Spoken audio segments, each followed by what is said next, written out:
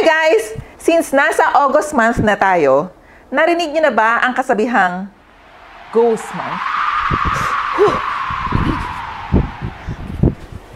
Ang Ghost Month, based on the Chinese lunar calendar, ay magsisimula ng August 23 to September 21 ngayong taon, which is the period when the gates of the underworld are believed to be open.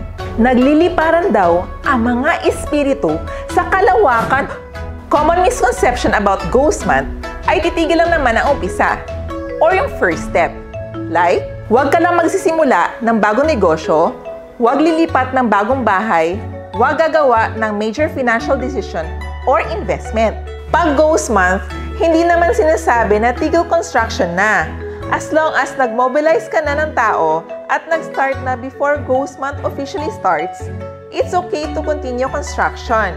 Ayaw naman natin na maapektuhan ng deadline. Pwede mong ituloy-tuloy ang trabaho. See ya!